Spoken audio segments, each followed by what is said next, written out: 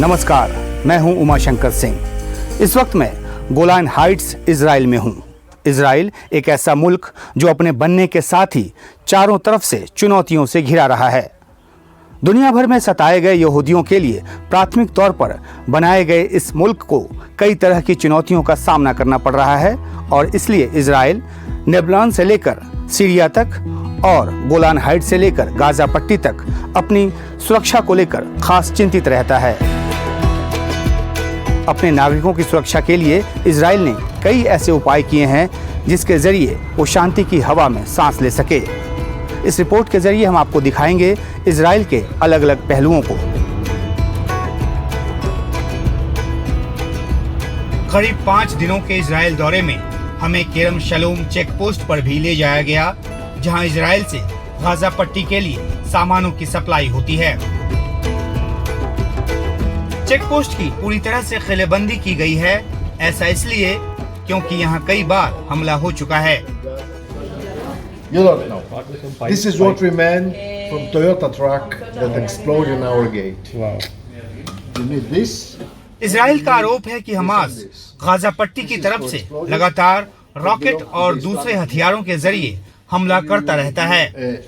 Few like this. It's a big orchestra. यहाँ हमें ये भी बताया गया कि किस तरह से हर दिन दर्जनों ट्रक रोजमर्रा की चीजें लेकर गाजा पट्टी जाते हैं। Been served to God. जीवन जीने की बुनियादी चीजें जैसे खाना, पानी, बिजली, हर चीज के लिए वो हमारे ऊपर निर्भर हैं, क्योंकि वो हमारे पड़ोसी हैं।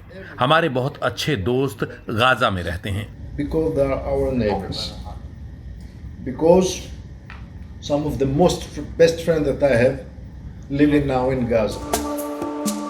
गाजा पट्टी तकरीबन 25 मील की लंबाई और 7 मील की चौड़ाई में है। गाजा पट्टी के पश्चिम की पूरी सीमा भूमध्य सागर से लगती है, लेकिन पूरब और उत्तर की सीमा, जो कि गाजा पट्टी की सीमा का लगभग 90% जमीनी हिस्सा है, इजराइल से ही लगती है। 365 वर्ग किलोमीटर वाले गाजा पट्टी की आबादी 30 साल में दोगुनी हो गई है। दिसंबर 2021 के आंकड़े के मुताबिक इसकी आबादी 23 लाख से अधिक की है, लिहाजा जरूरत भी बहुत बढ़ गई है। गाजा पट्टी की तरफ सामान ले जाने और लाने वाले ट्रक ड्राइवर और कर्मचारी भी यहाँ नजर आते हैं। सामानों की आवाजाही सुनिश्चित करने के लिए इजराइल के अधिकारियों के साथ कोऑर्डिनेशन जरूरी है। गाजा पट्टी से भी इजराइल सामान आता है। इसमें बड़ी मात्रा एल्युमिनियम स्क्रैप की होती है, जिससे गाजा पट्टी को अच्छी खासी आमदनी होती है। गाजा पट्टी और इजराइल के बीच विवाद का इतिहास ये है कि जब फिलिस्तीन को अरब और यहूदी राज्यों के तौर पर 2 हिस्सों में बांट दिया गया और 1948 में इजराइल बना, तभी से गाजा पट्टी और इजराइल के बीच संघर्ष का सिलसिला जारी है। इजराइल ने गाजा पट्टी को दुश्मन क्षेत्र घोषित कर अपनी सीमाओं को सील कर दिया, जिससे गाजा पट्टी को आर्थिक नाकेबंदी जैसी हालत का सामना करना पड़ा। लेकिन फिर 2010 से ट्रकों की आवाजाही का आंकड़ा पेश कर इजराइल बताता है कि कैसे गाजा को उसने सप्लाई जारी रखा है। कुल मिलाकर ये कि गाजा पट्टी और फिलिस्तीन की चुनौती इजराइल में नई बनने वाली सरकार के सामने भी पहली चुनौती बनी रहेगी। The new government that is going to be sworn in Israel within few weeks is going to... आने वाली नई सरकार के सामने भी कई चुनौतियां होंगी। हर क्षेत्र के लिए स्थिरता एक बहुत बड़ी चुनौती है। हमारे सामने कई स्थानीय चुनौतियां भी हैं। हमें फिलिस्तीनियों से अपने रिश्तों को सुधारना है। गाजा में भी हमारे लिए चुनौतियां हैं, लेकिन मुझे लगता है कि इजराइल के पास इन सब चुनौतियों से निपटने की क्षमता है। इजराइल दुनिया के किसी भी देश से ज्यादा चुनौतियों से गुजर रहा है। We have challenges in Gaza, we have challenges in our northern front, but I think Israel has the ability to face all those challenges, and in that sense I think Israel is facing more challenges than most of the states in the world. Gaza पट्टी की तरफ से खोदे जाने वाली सुरंगें Israel के लिए सिरदर्द रही हैं। हमें गाजा पट्टी से लगने वाली सीमा पर नीरिम नामक जगह पर इस सुरंग को दिखाकर बताया गया कि कैसे हमास लंबी लंबी सुरंग खोदने में माहिर है। The aim of this tunnel, just like all of the other dozens of tunnels, Hamas ने ये टनल बनाए हैं। इसका मकसद आतंकियों के गाजा के अंदर आने का था और वो करीब से इजरायलियों पर हमला कर सकें। इस टनल से 200 से 400 मीटर की दूरी पर इजरायली रहते हैं। अगर हमास इस टनल का इस्तेमाल करने में सफल रहता तो हमास आतंकी इजराइल में भारी मात्रा में हमला कर सकते थे और लोगों पर हमला कर सकते थे। Been able to emerge unnoticed inside an Israeli community, attack civilians, and then abduct either live or dead Israelis back into the Gaza Strip in order to use them as bargaining chips for the future. तो ये वो tunnel है जो कि तकरीबन 2.5 kilometre लंबा बताया गया है, जिसका 300 मीटर हिस्सा जो है वो इजराइल की टेरिटरी में है और बाकी का जो हिस्सा है, क्योंकि वो बहुत पीछे से उन्होंने इसको खोदना शुरू किया और तकरीबन 2-2.25 किलोमीटर ये गाजा पट्टी की तरफ है और उसके बाद जो कंक्रीट वॉल है उसके नीचे से तकरीबन 50 मीटर नीचे से इसको यहाँ तक ये टनल बनाकर लेकर आए थे। और जब से इजराइल को पता चला कि इस तरह के टनल के जरिए जो हमास के लोग हैं वो अपनी जो गतिविधियां हैं वो चलाने की कोशिश करें, तब से अलग अलग तरह की टेक्नोलॉजी इस्तेमाल की जा रही है ताकि समय रहते इस तरह के टनल का पता चल सके और उसको समय रहते नेस्त नाबूद किया जा सके, ताकि इजराइल की जो सुरक्षा है वो सर्वोपरि रह सके।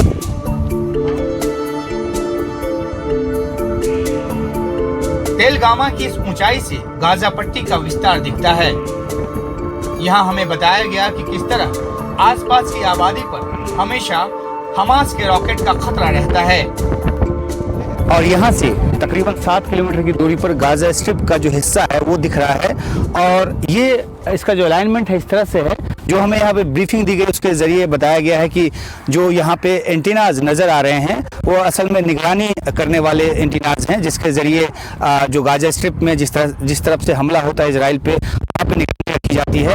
और ये एक स्ट्रेटेजिक महत्व का इलाका है और यहाँ से जो इजराइल की पहली आबादी है वो तकरीबन 3 किलोमीटर दूर, जहाँ पे 300 के आसपास इजरायली रहते हैं। तो बहुत ही ये इलाका खतरे वाला इलाका है। गाजा पट्टी की तरफ से आने वाले रॉकेट से बचने के लिए इजराइल को बहुत से बंकर बनाने पड़े हैं, खास तौर पर सीमा के नजदीक की बस्तियों में। नेटिबा आसारा एक ऐसा ही गांव है जिस पर हमास के रॉकेट हमले की आशंका हमेशा बनी रहती है, लिहाजा यहाँ किंडरगार्टन स्कूल के बस स्टॉप तक पर बंकर बनाना पड़ा है।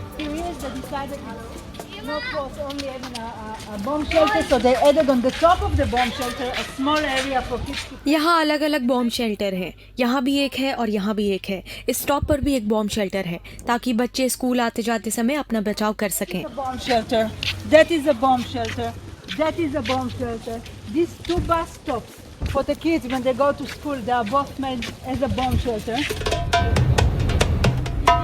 जब इजराइल पर चौतरफा चुनौती की बात होती है तो उसमें इजराइल और लेबनान की सीमा की चुनौती भी शामिल है। इस वक्त मैं मेतुला गांव में हूं, जो कि इजराइल का गांव है और यहीं से लेबनान की सीमा लगती है। पीछे देख सकते हैं जो दीवार है वो इजराइल और लेबनान को अलग करती है। एक लंबा सिलसिला रहा है संघर्ष का इजराइल और लेबनान के बीच। ख़ास तौर पे अभी भी इजराइल का ये कहना है कि हिजबुल्लाह जैसा संगठन ईरान की शह पर इजराइल को अस्थिर करने की कोशिश में लगा रहता है।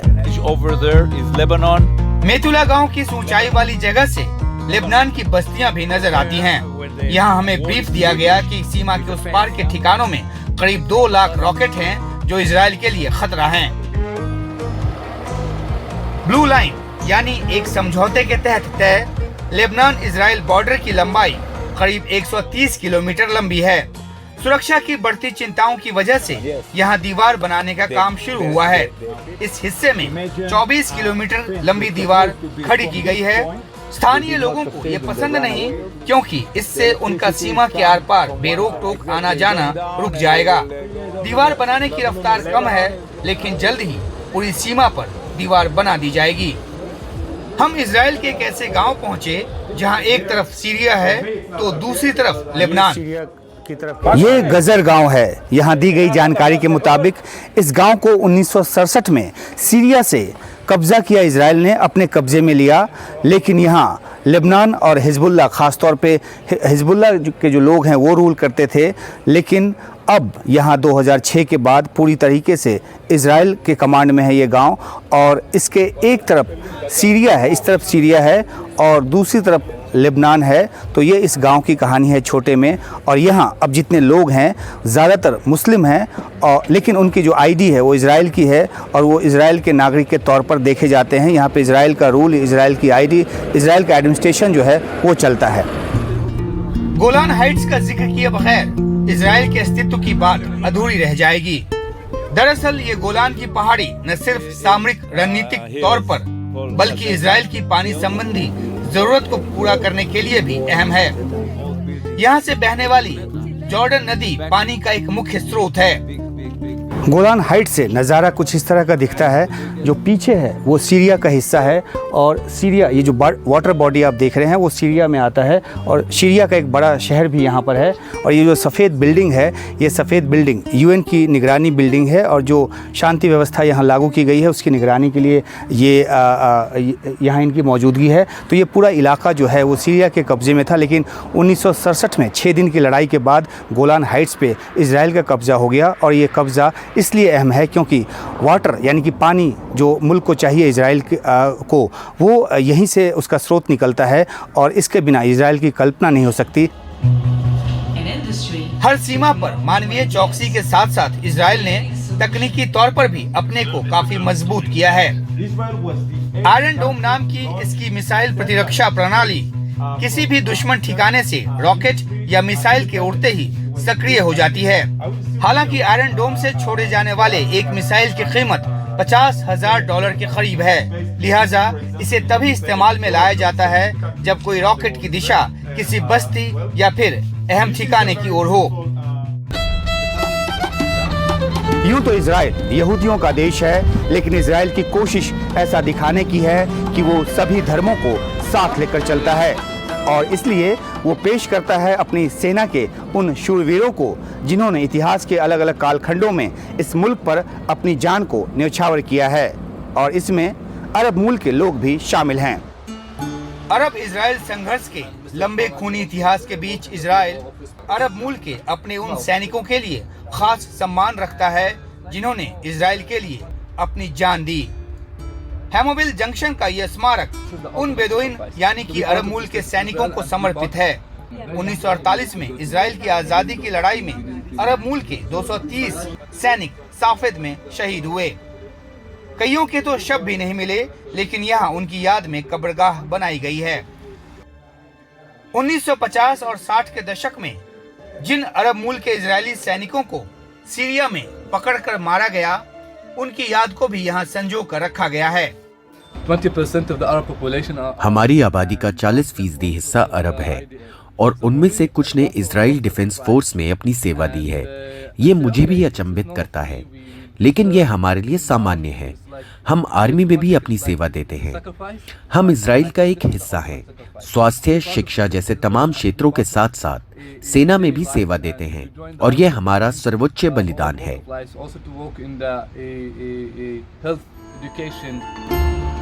और ये ब्लैक एरो मेमोरियल है। ये उन इजरायली सैनिकों का स्मारक है जो 1948 से लेकर 1950 के दशक में गाजा पट्टी में ऑपरेशन के दौरान मारे गए। पुराने जेरूशलम शहर को देखे बिना इजराइल की ये यात्रा अधूरी रहेगी। कहते हैं कि इस शहर की जमीन के नीचे की हर परत में एक इतिहास छिपा है। यहाँ इस जगह 2005 से खुदाई का काम चल रहा है। हालांकि इसे लेकर अभी एक राय नहीं बन पाई है, लेकिन इसे किंग डेविड के महल के तौर पर देखा जा रहा है। Their names were found here. This could be their office. If this is their office, what is this structure? A palace. I'll just end with this because again, you guys... पुराना Jerusalem शहर, जहाँ 3 धर्म दावा करते हैं कि उनके जो ईश्वर हैं उनके लिए, उनकी वजह से ये सर्वाधिक पवित्र जगह उनके लिए है, और इसी बात को लेकर झगड़ा है। लेकिन यहाँ पे एक सामंजस्य स्थापित करने की कोशिश हुई है, जहाँ हर धर्म के लोग आकर अपनी श्रद्धा से यहाँ जो अपने ईश्वर की इबादत है वो कर सकें। अल अक्सा मस्जिद के बारे में मुसलमानों की मान्यता ये है कि पैगंबर मोहम्मद ने मक्का से यहाँ तक की यात्रा की थी और फिर डोम ऑफ द रॉक्स यानी पवित्र पत्थर से जन्नत की यात्रा पर गए थे।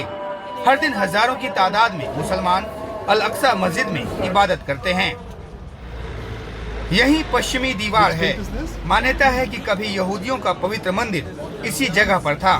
यहूदियों का विश्वास है कि जेरूशलम ही वो जगह है जहां दुनिया बनी और यहीं पर पैगंबर इब्राहिम ने अपने बेटे इश्ताहाक की बलि देने की तैयारी की थी। पुराने जेरूसलम शहर का ये वेस्टर्न वॉल है और यहाँ पर यहूदी आकर मन्नत मांगते हैं। वो कागज़ के टुकड़ों पर अपनी मन्नतें लिखते हैं और यहाँ दीवार में वो लगाते हैं। उनकी ख्वाहिश होती है कि जो कुछ भी वो ईश्वर से प्रार्थना करें उनकी प्रार्थना सुनी जाए।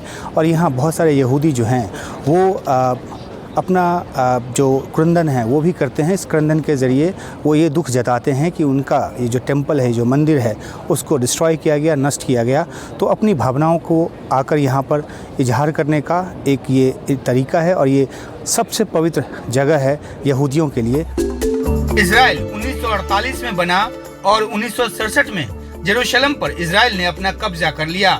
तभी से अधिकतर इजरायली जेरूशलम को अपनी राजधानी मानते हैं। इसे अंतर्राष्ट्रीय मान्यता नहीं मिली, लेकिन 2017 में अमेरिकी राष्ट्रपति ट्रंप ने जेरूशलम को इजराइल की राजधानी के तौर पर मान्यता दी। हालांकि अमेरिका ने फिर अपने कदम पीछे खींच लिए और अपना दूतावास तेल अवीव में ही रखा। इजराइल राष्ट्रवादी फिलिस्तीन इजराइल विवाद को सुलझाने के लिए टू नेशन थ्योरी को नाकाफी मानते हैं और नए फॉर्मूले की तरफ देखने की बात करते हैं। जॉर्डन नदी से भूमध्य सागर तक एक देश हो। इजराइल और फिलिस्तीन दोनों देशों को कभी न कभी कुछ ऐसा करना होगा जो एक बीच का रास्ता लेकर आए। या तो फिलिस्तीन के लिए स्वायत्तता की बात हो या फिर देश का आकार ऐसा हो जो ओस्लो समझौते से अलग हो। ये इजराइल और फिलिस्तीन दोनों के हक में होगा। मुझे भरोसा है कि आने वाले समय में सऊदी अरब और संयुक्त अरब अमीरात जैसे देशों से नए विचार आएंगे और नई पहल का समर्थन होगा। पुराने जेरूशलम शहर में यहूदी, इस्लामी, ईसाई और आर्मेनियाई 4 इलाके हैं। आर्मेनियाई भी अधिकतर ईसाई धर्म को मानने वाले हैं, इसलिए ईसाई धर्म के हिस्से 2 इलाके हैं। यही वो जगह है जहां ईसा का अवतरण माना जाता है और यहीं अंतिम भोज के बाद उनको सूली पर चढ़ाया गया। लिहाजा ये जगह ईसाइयों के लिए सबसे पवित्र है। This is the place where Jesus was crucified. ये वो जगह है जहाँ पर ईसा मसीह को सूली पर चढ़ाया गया था। इसके बाद शुक्रवार को उन्हें दफनाया गया। जेरूशलम शहर की राजनीतिक, रणनीतिक और धार्मिक स्थिति यहाँ के प्रशासन के लिए कई चुनौतियाँ पैदा करती है और पुराने जेरूशलम शहर में कई बार हिंसा भी। We believe very much in freedom of worship. हम प्रार्थना के अधिकार पर विश्वास करते हैं। यहाँ विवाद इसलिए होता है क्योंकि लोग खुद विवाद पैदा करते हैं, इसलिए नहीं क्योंकि ये विवादों का स्थल है। इजराइल यानी कि एक ऐसा मुल्क जो अपने बनने के साथ ही आविष्कारों और नई संभावनाओं को तलाशता रहा है और इसके बूते ऐसी तरक्की की है जो कई देशों के लिए नजीर बन गया है। हालांकि इलाकाई विवादों की वजह से इस देश की बहुत आलोचना भी होती है, लेकिन अपनी आलोचनाओं के बीच भी ये मुल्क लगातार अपने लिए रास्ते बनाने में जुटा है। इजराइल के अलग अलग पहलुओं को समेटे हमारी ये रिपोर्ट आपको कैसी लगी हमें ज़रूर बताइएगा। इजराइल से उमाशंकर सिंह को दीजिए इजाज़त और देखते रहिए NDTV इंडिया।